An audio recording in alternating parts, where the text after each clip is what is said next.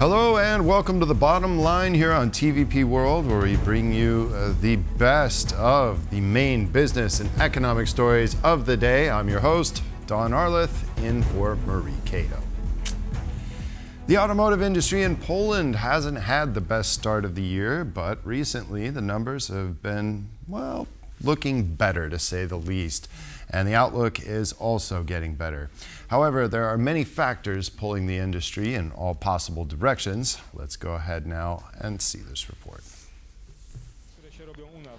Despite global turmoil, the Polish automotive sector is holding on quite well. More than 60% of manufacturers reported higher production volume than in the first half of 2024, according to the industry barometer co-authored by the Association of Automotive Parts Distributors and Producers in Poland.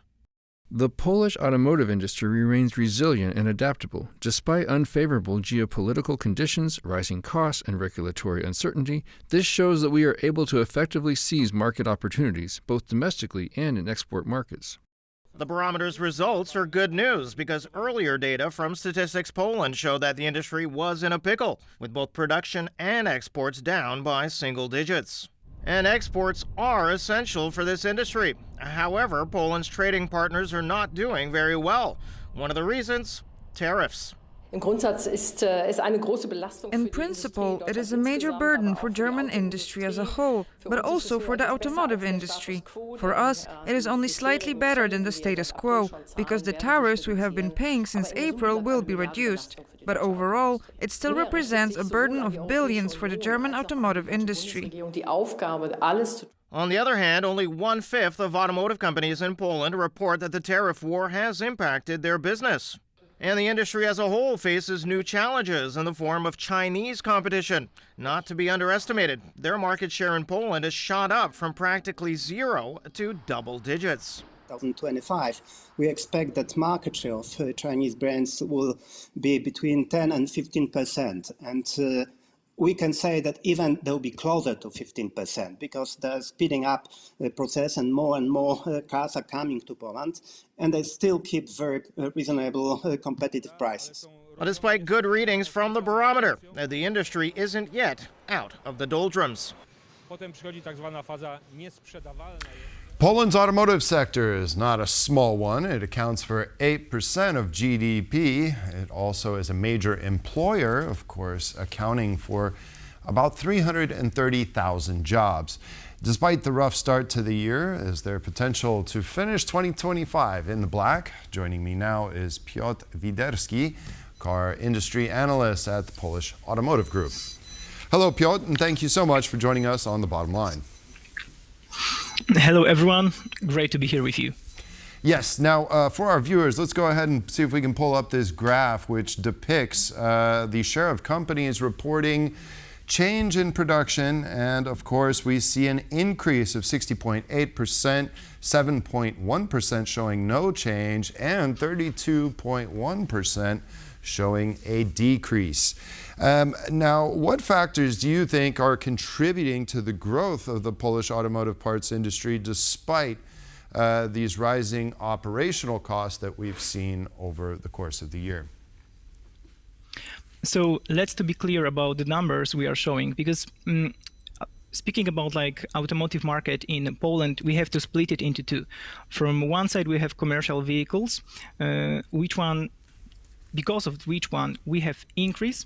So basically I'm saying that all kind of buses, all kind of trucks which are built in Poland have increase in this year. But on the other side, we have to take a look on the smaller car, private cars, which in the end have decreased. So basically in entire Europe, we have at the moment situation in which one we have in the area of commercial vehicles, the numbers are bigger, they are increasing, but on the other side, when we are speaking about private cars, private sectors, there we are going lower and lower. So that's the, I think, the important situation and information about the number we are showing showing before. And getting back to this topic, we have to take a look also about the area, for example, the Silesia area, which is based on Stellantis production.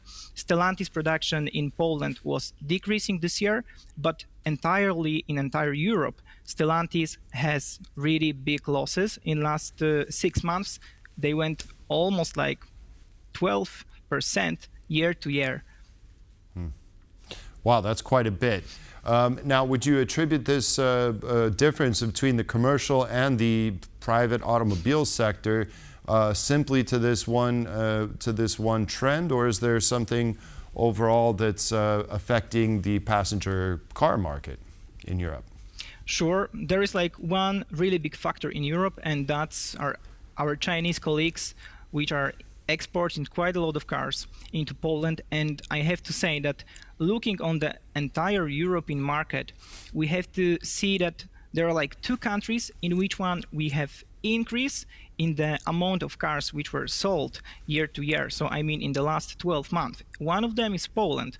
So basically we sold in Poland more than 3% cars compared to the last year, and second one of them is Spain. But when we will look on the, let's say, old Europe, so I mean the countries with bigger revenue per person in the country, there we are seeing like decreasing in the number. So basically in the countries where the wealth is bigger, we are seeing that, this Chinese cars doesn't have so big impact on selling value, but in the countries like Spain or Poland, where Chinese brands went from 0% of the market to almost 10% of the market in 1 or 2 years, that's a lot.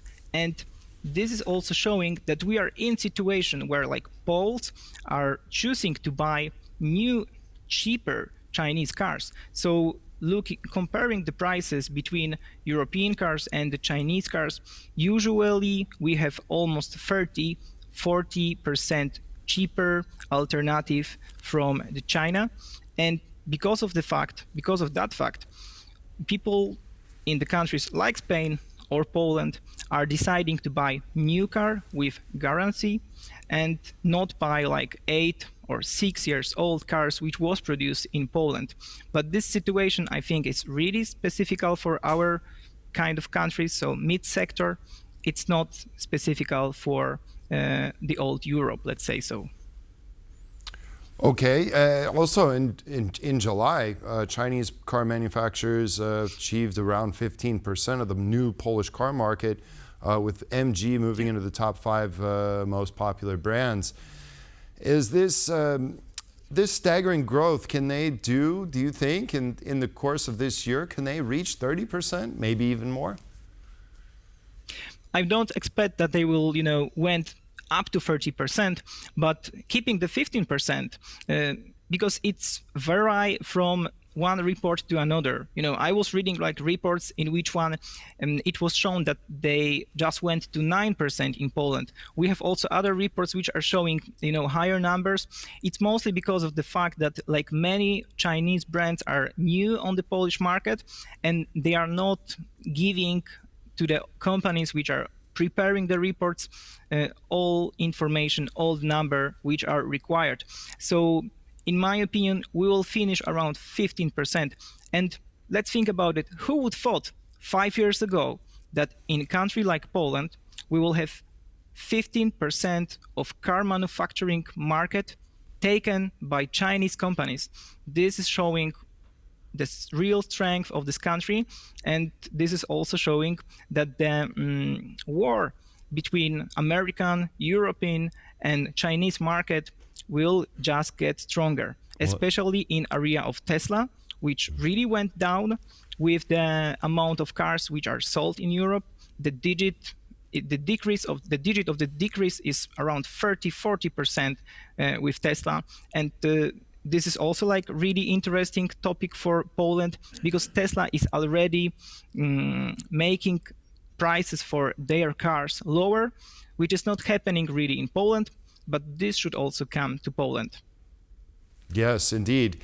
Now, Concerning the Polish market and Polish industry in specific, can the Polish industry supply parts for these cheap Chinese cars? Is that a potential piece of business, say, for the Polish automotive sector? In my opinion, yes. And in my opinion, it's really crucial for Polish market, for Polish companies, for Polish government to make that happen. BYD, for example, has really big R&D or plants in Hungary. So the Chinese companies are pushed by the European unions and all kind of taxes to put some production in Europe.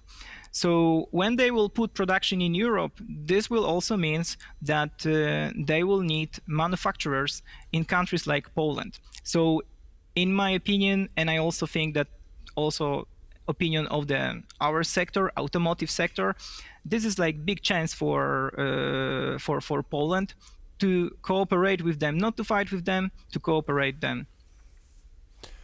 Sure, indeed. Now, do you foresee any potential, problems with, say, tariffs or something along these lines with the Chinese-produced autos that are penetrating the markets here in Europe, or some of the markets here in Europe?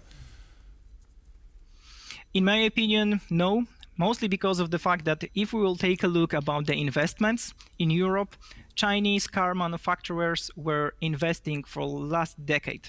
So we had really big investment in Sweden, we have investment in Hungary, we have many brands which are in Germany either. So if we will take a look from that point of view, in situation when we will give bigger and bigger tariff to the Chinese manufacturers, they have some kind of leverage for European countries to treat them about working place, about investments, next investments, or closing plants which were opened in Europe. So the entire idea behind, it's nothing which was done in few months. You can directly see that they were planning that kind of movement and that kind of getting big piece of European market years. Now, would you say that Poland has more to gain from this new market reality, or does it have more to lose from, say, diminished output by the traditional, Western European manufacturers that Poland supplies so many car parts for? That's super tricky questions, but let me try to answer it.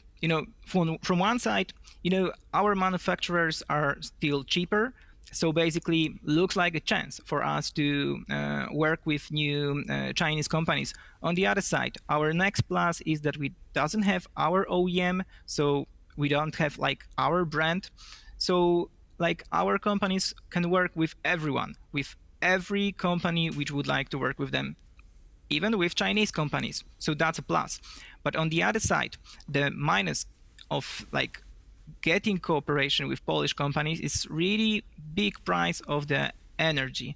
So we are in the situation at the moment which energy is starting to be bigger and bigger factor of price from Polish manufacturers for each parts they will provide to the OEM.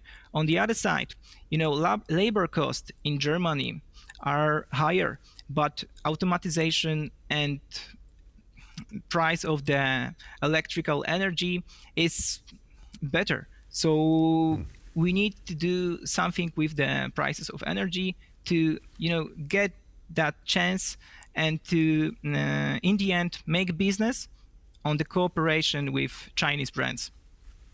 And what would you say the leading factor is with the energy? Is it simply the price of energy, the EU emissions trading system? What's making, I guess, it less cost effective, more problematic for Polish, automotive companies?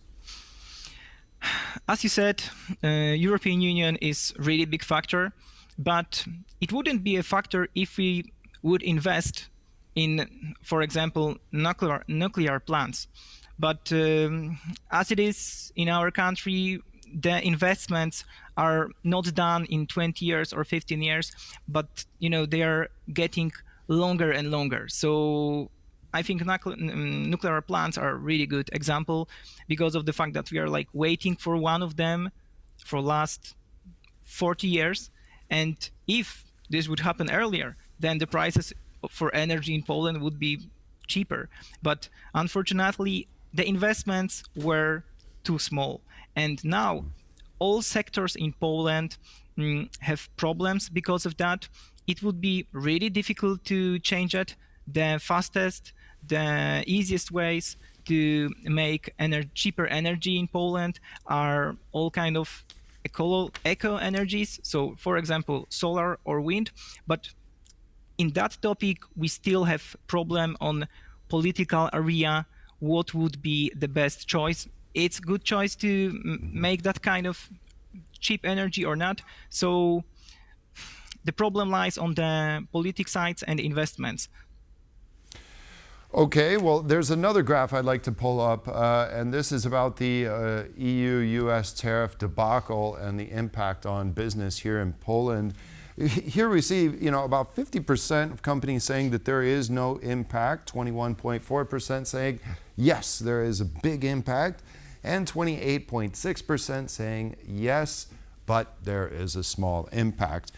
Now, how are geopolitical tensions such as the EU-US trade war and Chinese export restrictions, say, of rare earths, affecting supply chains and cost structures for Polish manufacturers? We have to take a look how many of Polish manufacturers are directly selling their work in US. So let's say this 21%, those are the companies which are directly selling in the United States. So for them, where they want to be cost effective, like adding those extra percent on the cost of their work, it's really big problem. And we could take a look that there is still like half of the companies which doesn't feel this kind of impact. Most of them are like cooperating with European Union companies. So, for example, with German manufacturers, and in the end, they at the moment doesn't feel the pressure, the extra pressure from the German manufacturers or like other European manufacturers to lower the price. Some of them have like long-term contracts, so this would be difficult. But on the other side, we are more expecting that the prices of cars will, be higher in US than they are in European Union. And thanks to that, manufacturers like Polish one won't feel it as much as the ones which are selling directly the products in US. Right now, what are the implications of planned employment reductions in Western Europe? We've seen ZF, a gearbox manufacturer, and Bosch, for instance. Is it going to make them more competitive, or is this just a pure cost-cutting measure? It's pure cost-cutting measure. Taking like a look for like last 2 years, a lot of the research and development project in European manufacturer were frozen, stopped, or deleted. And because of that, the R&D departments in companies as Bosch had to be reduced. It's happening in entire Europe. It's not only for the biggest companies, but the entire R&D sector in Europe is getting smaller because of few factors. One of them, as I said, is the project are like already frozen or deleted. So that means less jobs and less development and researches in Europe. But on the other side, companies, manufacturers are thinking about how many cars they would like to have in the offer. When we will take a look how big is offer from European companies, we can see that there's like 20, 30 different cars you can choose from. If we will go to American, US, for example, Tesla, how many cars we can choose? From 3, 4, So cost cutting will also affect the future of companies like Bosch in Europe, because to get some extra money to have better EBITDA at the end of the year, car manufacturers will think, do they really need to have such a wide offer of different cars? Or can they do exactly as US manufacturers are doing, to have 4 electrical cars and 4 combustion engine cars? So that will mean less jobs, less R&D. Okay, well, maybe more cost-effective structures there. Piotr Wyderski, car industry analyst, Polish Automotive Group. Thank you so much for joining us today. We appreciate it. Thank you.